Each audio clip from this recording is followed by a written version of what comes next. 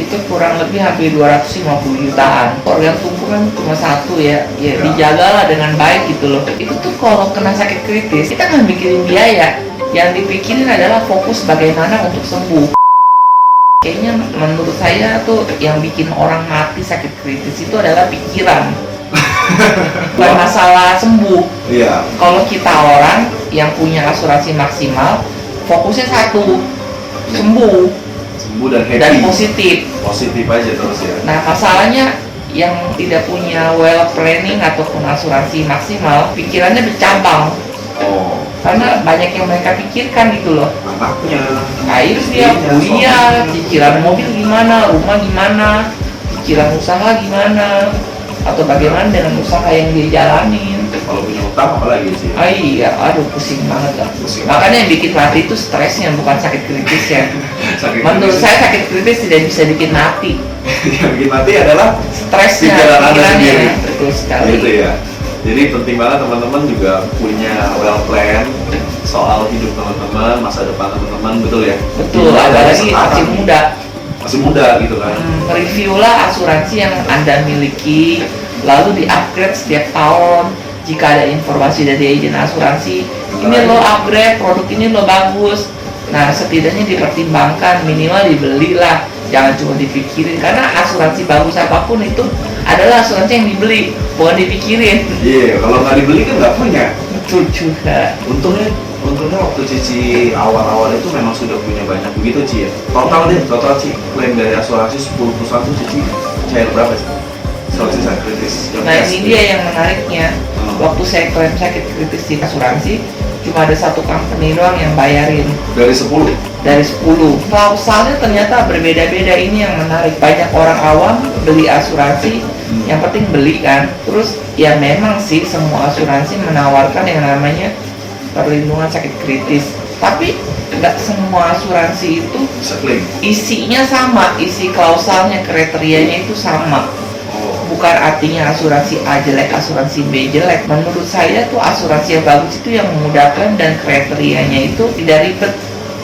Dan kita bisa mencairkan uang dengan sangat cepat agar proses pengobatan bisa berjalan dengan baik. Mau beli asuransi, saran saya jangan terlalu tertarik dengan kata marketing, Agent lah ya. kata agent, tapi kata isi buku polisnya. Karena yang membuat klaim Anda cair adalah di dalam Kontrak itu ya. kontrak isi polisnya. Juga jangan tertarik dengan premi murah. Mana ada premi murah dapetnya banyak terus klaimnya gampang, kagak ada.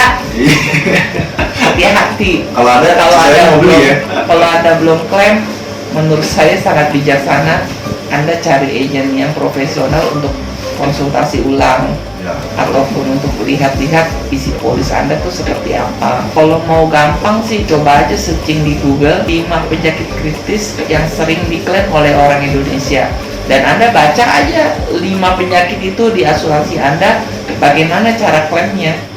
Jika ternyata yang 5 penyakit itu susah klaim, alangkah bijaksananya jika Anda mulai mencari asuransi lain. Segera sebelum Anda sakit, betul nggak? Betul. Kalau punya duit puluhan M nih, udah sakit kayak misalkan angka kayak Cici gini, mau beli lagi bisa nggak sih? Nggak bisa, Nggak bisa ya Ci? nggak bisa. Tapi katanya kemarin Cici berhasil di-upgrade sama Prudential. Iya. Walaupun nggak pernah begini, Prudential ada campaign nih. Iya, Dan nah saya itu sudah dia upgrade. beruntungnya. Waktu saya kena gagal ginjal itu kartu saya masih yang merah tuh. Setelah itu ternyata saya dapat campaign, Prudential mengganti saya yang hitam. Wow. Nah, jadi saya sekarang dapat Prime menikmati Healthcare Plus ya. fasilitas keren kayak begini kan. Ya memang sih siapa juga yang mau masuk rumah sakit Iya. sekeren kayak di kamar VIP juga kagak enak. Nah, kalau hotel. Iya, tapi ya jika itu terjadi, ini yang membuat nyaman aja sih. Nah, Cici berapa ya barunya? Anaknya saya satu. Nah, Cici gimana tuh? Nah, begini, Cici khawatir gak sih? Sebenarnya saya sih nggak terlalu khawatir ya. Ini menarik banget karena anak saya cerita, "Mah, temanku si Anu mamanya kena stroke, temanku si Anu papanya kena jantung." Terus kenapa saya bilang gitu? Iya, sekarang temanku yang mamanya kena stroke mobilnya dijual. Dia padahal itu baru dapat mobil Sweet 17 dari orang tuanya. Sekarang harus dijual karena buat biaya berobat mamanya. Terus temanku yang si Anu lagi bapaknya kena jantung, hampir anaknya nggak mau kuliah lagi. Kenapa? Karena bapaknya nggak sanggup bayar. Karena mereka orang tua yang tidak memiliki asuransi, sehingga harus mengorbankan masa depan anak ataupun harta keluarga untuk mengobati pencari nafkahnya. Terus saya bilang sama anak saya, mama kan gagal ginjal, kamu hidupnya biasa-biasa aja. Dia bilang gitu. Iya ya Maya, berarti kamu cukup beruntung punya orang tua yang well education dan well planner dan kerjanya agen asuransi, saya bilang gitu kan. Jadi mama sakit begini aja kamu masih bisa ke mall, masih bisa nonton, terus masih bisa hidup nyaman, masih bisa kuliah lancar, bahkan kuliahnya aja udah dibayarin sampai 1 tahun full. Gara-gara klaim asuransi. Iya, uang klaim saya tuh cair, jadi saya bayarin langsung fullin, bayar lunas. Memastikan bahwa anak Anda bisa kuliah dengan baik. Klaim sakit kritis ini berguna untuk banyak hal ya. Karena Contohnya waktu apa ya? saya rawat inap itu saya pakai kartu. Tapi klaim sakit kritis yang keluar itu saya bisa gunakan untuk banyak hal. Untuk bayar kuliah anak saya sampai lunas, untuk biaya bulanan yang bisa bertahan sampai bertahun-tahun, tergantung ya berapa miliar yang Anda miliki. Kalau cuma sedikit ya nggak bisa bertahan bertahun-tahun. Iya, jadi bisa teman-teman pikirkan sendiri lah dengan sekarang kondisi keuangan teman-teman seperti apa, terus polis asuransi teman-teman lebih banyak porsi investasi atau proteksinya, betul nggak Ci? Betul, menurut saya harus seimbang. Iya. Karena jika kebanyakan proteksi, Ya, investasinya kecil juga berbahaya karena ini unit link. Gunanya investasi itu untuk menjaga suatu saat, jika suatu saat kita tidak mampu bayar, kita bisa cuti premi untuk sementara. Terus kalau misalnya kebanyakan investasi proteksinya sedikit, menurut saya juga buat apa beli asuransi tapi investasinya gede? Kan yang dibutuhkan adalah proteksi yang maksimal. Karena yang kita butuhkan adalah saat hidup tidak sesuai pesanan, apa yang kita miliki itu bisa membantu kita. Jadi menurut saya jangan sayang untuk membeli asuransi dalam jumlah besar. Anda harus memanfaatkan uang sebagai alat Anda untuk mempermudah hidup Anda, bukan menjadikan uang sebagai hamba Anda, sehingga Anda koleksi uang di rekening, di deposito, di harta. Buat apa? Saya bilang gitu kan. Ya jika itu Anda lakukan berarti Anda hamba uang. Kalau uang itu Anda manfaatkan untuk membeli asuransi dan Anda tidak sayang, itu namanya uang itu alat Anda. Jadi Anda memperhalakan uang karena Anda tidak memaksimalkan uang itu sebagai alat Anda. Ya, mungkin awalnya gimana sih? Pasti ada nggak sih perasaan kayak gelisah, khawatir, atau merasa aku kok bisa kena begini? Banyak sih yang nanya. Anehnya saya tidak merasa seperti itu. Saya berpikirnya dengan kesadaran diri tinggi bahwa memang benar waktu saya sehat, saya kadang-kadang juga suka tidak menjaga makanan juga. Saya tahu cara jaga hidup saya seperti apa, tapi saya tidak melakukannya. Pemikiran-pemikiran apa sih Ci yang Cici tuh semangat gitu loh? Aku lihat masih kerja juga ada semangat, antusias, terus ketemu orang juga antusias. Karena ada orang kan yang udah masa kritis merasa hidupnya Males, ya. nyerah aja sih. Banyak yang kayak begitu. Dan sampai nunggu mati. Betul, banyak yang kayak Masih begitu. diri sendiri. Terakhir kemarin ada orang yang ini datang ke rumah sakit ketemu saya, umurnya sama terus nangis-nangis. Kenapa? Cici umur berapa berarti? 45. 45, berarti kenanya 43 ya waktu itu. Masih tergolong sangat muda loh Ci. Agak menuju tua lah. Bisa. Terus orang itu nangis-nangis ke rumah sakit. Ya, dia mengasihani dirinya sendiri dan dia maksudnya kenapa saya masih muda kena sakit kritis kayak gitu. Dia nangis-nangis ke saya. Padahal saya nggak kenal. Dia hanya ingin bercerita saja. Kenapa saya tidak merasa bahwa ini menderita, saya menyesal atau apa? Enggak, karena saya sadar selama hidup saya dikasih Tuhan kan badan yang sehat. Sepanjang jalan kadang-kadang kita juga nakal kan. Ya. Suruh olahraga, nggak olahraga, makanan yang dikonsumsi itu kadang yang kita suka aja yang tidak dibutuhkan oleh tubuh. Benar. Betul kan? Kebanyakan gula lah ya. Kebanyakan gula. Boba-boba gitu. Hati-hati tuh. Hati-hati tuh boba tuh. Iya kan, merasa kita tidak sakit kan? Betul, sehat terus. Sehat terus kan, bangun tidur melek mata, aktivitas itu tuh sesuatu yang harus teman-teman hargai. Kalau bangun tidur melek mata bisa aktivitas, Bersyukur. karena tidak ada akan selamanya seperti itu, akan ada waktunya Anda tidak dapat melakukannya. Jadi selama badan masih sehat, organ masih baik, menurut saya mesti dijaga. Dan karena saya sadar dulu saya seperti itu, pas sakit saya terimanya begini, ya ini adalah kesalahan saya sendiri yang menjolimi tubuh saya. Makan yang tidak dibutuhkan tubuh tapi hanya disenangi oleh lidah, maka timbul penyakit ini. Waktu saya menerima bahwa saya kena sakit kritis, ya sudah saya terima aja, tapi saya tidak ada kata menyesal, menangis, sedih ataupun apa. Saya langsung berpikir what next, apa yang harus saya lakukan. Oleh saya ke dokter, oke, saya mencari pengobatan ke sini. Saya berpikir lagi, bagaimana caranya supaya tidak tergantung kepada hanya medis. Bagaimana saya mendapatkan informasi yang lain, alternatif, yaitu saya menjalani rubah hidup, rubah pola makan, namanya rubah lifestyle. Jadi apa yang saya konsumsi dulu, saya tidak melakukannya lagi.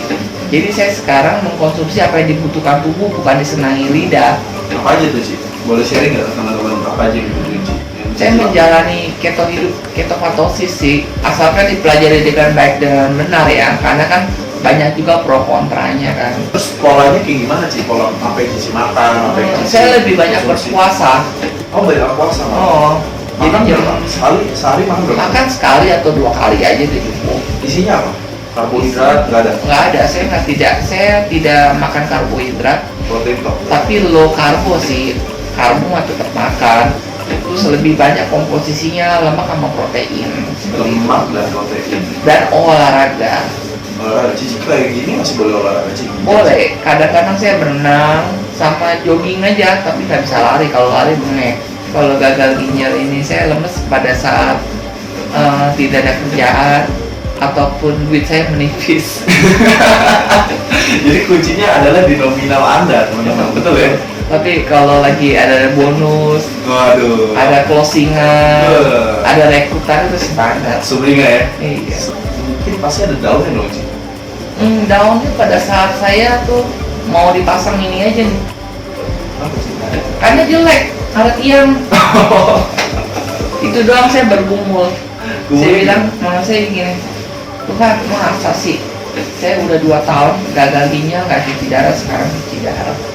Oh ya, by the way, kenapa saya cuci darah itu? Baru 2 tahun. Gara-garanya tuh harusnya saya stabil, gagal ginjal nggak cuci darah. Saya adalah orang satu-satunya di dunia ya yang ketahuan gagal ginjal stadium 5, fungsi ginjalnya 5, itu tidak cuci darah 2 tahun dan bisa aktivitas sama orang normal. Dan gara-gara cuci darah itu saya pergi ke Jerman sama Swiss, dapat trip dari Prudential. Itu tuh saya extend sampai berminggu-minggu, minus 13 sehingga ginjal dehidrasi. Walah. Jadinya udah drop tambah drop, udah jelek ginjalnya tambah soak gitu loh. Jadi pulang-pulang tuh ya harus ini, harus masuk ke rumah sakit. Waktu di sono mah jalan-jalan nggak berasa sakit. Oh ya happy. Iya, Seneng. pas pulangnya baru. Dan gaya hidup ketofatosis memungkinkan Anda tidak cuci darah walaupun stadium 5. Dibuktikan 2 tahun, nggak ada masalah. Berarti memang waktu kejadian gagal ginjal itu langsung diet keto apa gimana? Langsung diet keto, langsung rubah lifestyle, bukan diet ya. Kalau diet kan temporary, kalau lifestyle itu seumur hidup. Oh, jadi jadi habit, kebiasaan lah ya. Gitu. Iya. Jadi ada pesan-pesan nggak sih buat mereka yang bisa menyemangati gitu sih? Menurut saya, jika Anda sekarang sakit kritis apapun namanya, dan kita semua udah tahu bahwa sakit kritis tidak bisa menimbulkan kematian, tetapi kematian itu terjadi karena infeksi ataupun pola pikir ataupun stres yang cukup tinggi, itu mengakibatkan mengganggu metabolisme tubuh Anda dan Anda tuh malas untuk berpikiran positif. Itu karena stres yang berlebihan. Menurut saya Anda lebih harus banyak doa dan banyak berserah dan menerima kondisi saat ini dan berpikir bagaimana hidup maksimal di saat-saat seperti ini, memaksimalkan potensi Anda dan kemampuan Anda yang saat ini terbatas. Menurut saya masih bisa berguna kalau orang sakit kritis. Kita bisa mengedukasi juga teman-teman kita untuk hidup sehat supaya jangan seperti kita juga. Dan Anda masih bisa melakukan banyak hal menurut saya ya, karena saya sudah membuktikannya juga. Saya bisa snorkeling, saya bisa jalan-jalan ke luar negeri, saya bisa bekerja, saya bisa memimpin rapat, saya bisa ke gereja, bisa beribadah, saya bisa melakukan apapun yang orang normal lakukan. Jadi kalau saya bisa, menurut saya ya, jika Anda punya kemauan untuk bertahan hidup, Anda juga pasti bisa melakukannya seperti saya. Tergantung Andanya. Menurut Anda hidup ini tuh hanya sebegini doang, atau Anda ingin cepet-cepet mati, ataupun Anda ingin maksimalkan potensi hidup Anda, ya terserah sih. Lingkungan penting lah ya. Lingkungan penting. Perlu punya lingkungan yang positif gitu. Dan kalau misalnya Anda sekarang menderita seperti saya lagi cuci darah, itu kan pasien banyak tuh. Nah, menurut saya carilah pasien-pasien yang positif, yang Anda bisa komunikasi. Jangan sama-sama pasien negatif dan ujung-ujungnya yaitu dia Ajak mati. Anda jadi males. Kita masih bisa bermanfaat kok. Oke, Cisoeng, thank you banget buat hari ini sharingnya, dan jasa rasa pasti sangat bermanfaat buat teman-teman yang nonton dan juga bermanfaat buat Cisoeng sendiri ya, Ci. Iya, semangat ya. Iya, doain juga Cici cepat sembuh juga untuk bisa lebih cepat recovery. Happy terus ya, Ci. Enjoy life dan banyak duit. Amin. So, thank you teman-teman and see you. Bye bye.